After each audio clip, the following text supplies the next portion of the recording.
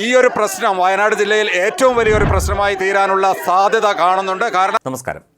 Pookode veterinary സർവകലാശാലയിൽ സിദ്ധാർത്ഥൻ എന്ന വിദ്യാർത്ഥിയുടെ തൂങ്ങിമരണവുമായി ബന്ധപ്പെട്ട് വിവാദങ്ങളും പ്രതിഷേധങ്ങളും ഒക്കെ തന്നെ തുടരുകയാണ്.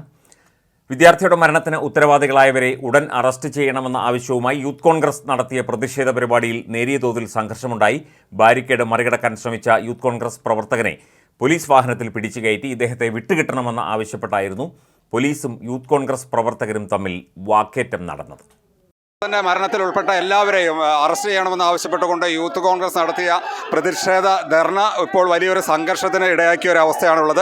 പല യൂത്ത് കോൺഗ്രസ് പ്രവർത്തകരെയും പോലീസ് അറസ്റ്റ് ചെയ്യുന്ന ഒരു കാഴ്ചയുണ്ടായി. അതുപോലെ തന്നെ പോലീസും യൂത്ത് കോൺഗ്രസ് പ്രവർത്തകരും തമ്മിൽ വലിയ വാക്കേറ്റവും ബാരിക്കേഡ് തകർക്കാൻ ശ്രമിച്ച യൂത്ത് കോൺഗ്രസിൽ പല ആളുകളെയും പോലീസ് അറസ്റ്റ് ചെയ്ത് കൊണ്ടുപോകുന്ന ഒരു അവസ്ഥയുമാണ് ഇപ്പോൾ നമ്മൾ കാണുന്നത്. എന്തായാലും ഈ ഒരു സംഭവത്തിൽ പോലീസ് നിഷ്ക്രിയത്വം പാലിച്ചിട്ടുണ്ട്, അല്ലെങ്കിൽ പോലീസ് വേണ്ട ഇടപെടലുകൾ നടത്തിയിട്ടില്ല എന്നുള്ള ഒരു കാര്യം പറഞ്ഞുകൊണ്ട് തന്നെയാണ് ഇവിടെ വലിയ രീതിയിലുള്ള സംഘർഷാവസ്ഥ ഇപ്പോൾ നടന്നുകൊണ്ടിരിക്കുന്നത്. പോലീസും അതുപോലെ തന്നെ യൂത്ത് കോൺഗ്രസ് പ്രവർത്തകരും തമ്മിലുള്ള വലിയ വാക്കേറ്റം തന്നെയാണ് ഇപ്പോൾ നമ്മൾ കാണുന്നത്.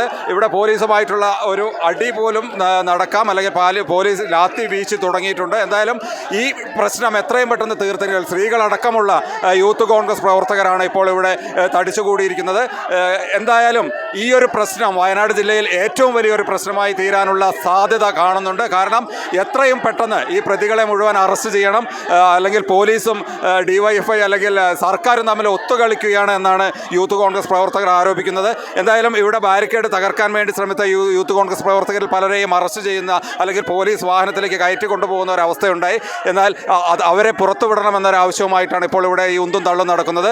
എന്തായാലും നമ്മുടെ വയനാട്ടിൽ ഇനിയുള്ള ദിവസങ്ങളിൽ വലിയ രീതിയിലുള്ള ഒരു പ്രക്ഷോഭ പരിപാടികൾ എത്രയും പെട്ടെന്ന് അറസ്റ്റ് ചെയ്തില്ലെങ്കിൽ, അല്ലെങ്കിൽ ഈ പ്രതികളെല്ലാം ഒളിച്ചു നിൽക്കുകയാണ്, ഇവർക്ക് ഒളിത്താവളം ഒരുക്കിയിരിക്കുന്നത് സർക്കാരാണ് എന്നുള്ള കാര്യത്തിലൊക്കെയാണ് അത്തരത്തിലുള്ള ആരോപണങ്ങളിലൂടെയൊക്കെ തന്നെയാണ് പോലീസും അതുപോലെ തന്നെ യൂത്ത് കോൺഗ്രസ് പ്രവർത്തകരും തമ്മിൽ പ്രക്ഷോഭം നടക്കുന്നത്.